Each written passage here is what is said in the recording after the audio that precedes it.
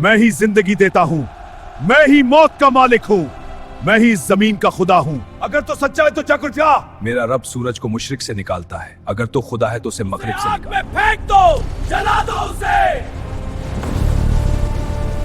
ऐ आग ठंडी और सलामती वाली हो जा इब्राहिम पर। जो खुद को खुदा कहता है उसे एक मच्छर जलील करेगा।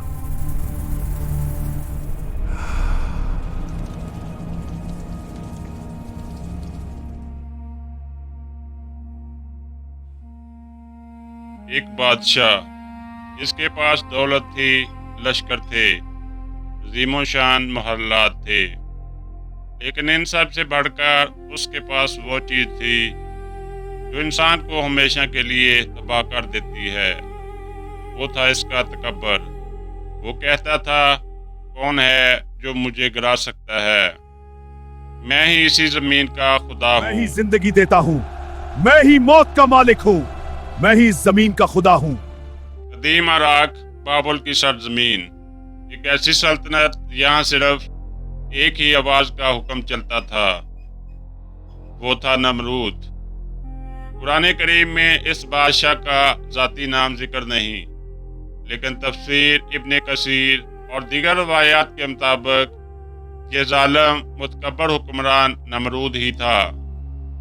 लोग इसके कदमों की आहट से लरज़ जाते थे।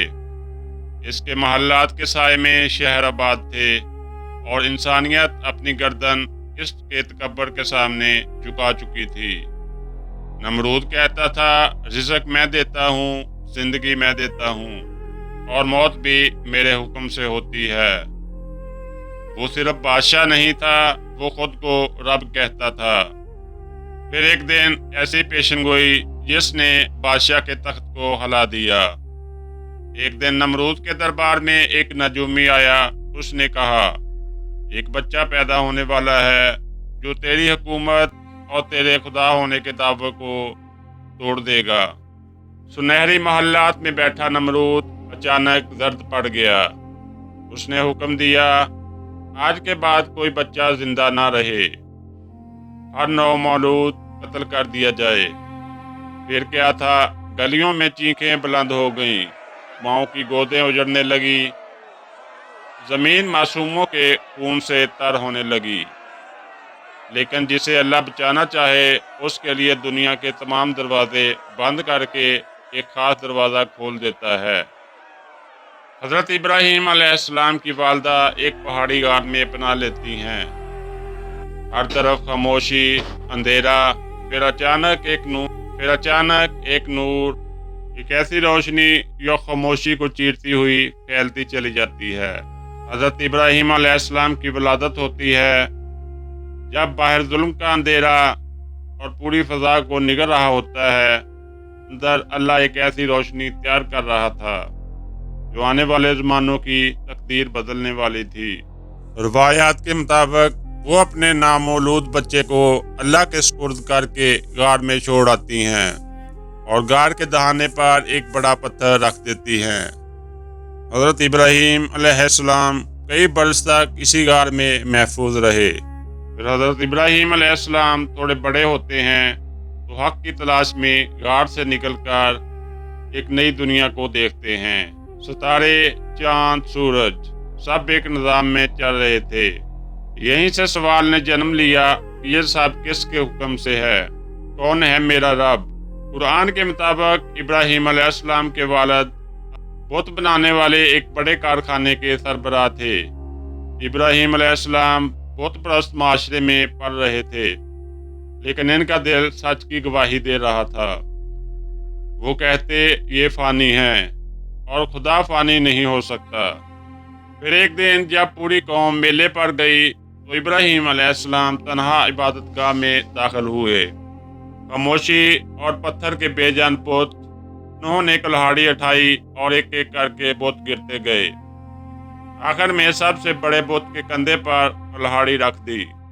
जब कौम लौटी तो शोर मच गया, ये किसने किया? सबकी उंगली एक ही नाम पर रुक गई, इब्राहीम अलैहिस्सलाम। दरबार में सवाल हुआ, क्या तुमने ये किया? जब हज़रत इब्राहीम अलैहिस्सलाम ने फरमाया, बल्कि ये काम तो उनके इस बड़े बुत ने किया है। अगर ये बोल सकते हैं तो इन्हीं से पूछ लो। ये सुनकर नमरूद और इसकी कौम एक लम्हे के लिए खामोश हो गई। वो दिल ही दिल में जान गए कि ये बुत ना बोल सकते हैं ना कुछ कर सकते हैं। मगर सच मानने के बजाय नमरूद ने तकब्बर किया और कहा, तुम जानते हो ये बोलते नहीं। यूं हक वाज़िया हो गया, मगर गुरूर ने नमरूद को झुकने ना दिया। फिर नमरूद ने अपने लोगों को बड़ी आग तैयार करने का हुक्म दे दिया। नमरूद के दरबार में फैसला हुआ कि इब्राहीम अलैहिस्सलाम को आग में जला दो। इतनी बड़ी आग जलाई गई कि परिंदे भी करीब ना आ सके। इब्राहीम अलैहिस्सलाम को आग में फेंका गया और फिर अर्श से हुक्म आया, है आग इब्राहीम पर ठंडी और सलामती वाली हो जा। आग जलाना भूल गई, वो बाग बन गई। इब्राहीम अलैहिस्सलाम सलामत बाहर निकल आए। इस मोजज़े के बाद भी नमरूद का गरूर टूटा नहीं, बस जख्मी हुआ। फिर अल्लाह ने एक मच्छर को भेजा, एक मामूली मखलूक, लेकिन रब के हुक्म से वो मच्छर नमरूद की नाक के जरिए इसके दिमाग में दाखिल हुआ। दर्द, चीखें, तख्त, महल्लात सब बेबस।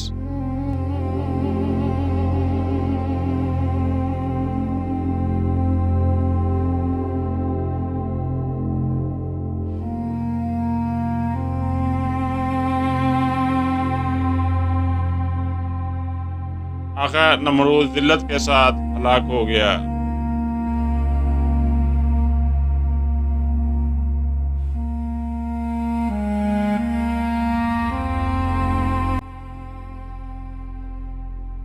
ये कहानी सिर्फ माजी की नहीं, ये आज की भी है, जो खुद को ताकत, दौलत और इख्तियारात में सब कुछ समझने लगे। अल्लाह इसे एक मच्छर से भी गिरा सकता है। हमें भी अपने दिल से पूछना चाहिए, कहीं मेरे अंदर भी कोई छोटा सा नमरूद तो नहीं? अगर है तो तौबा और तौहीद की रोशनी जला लो।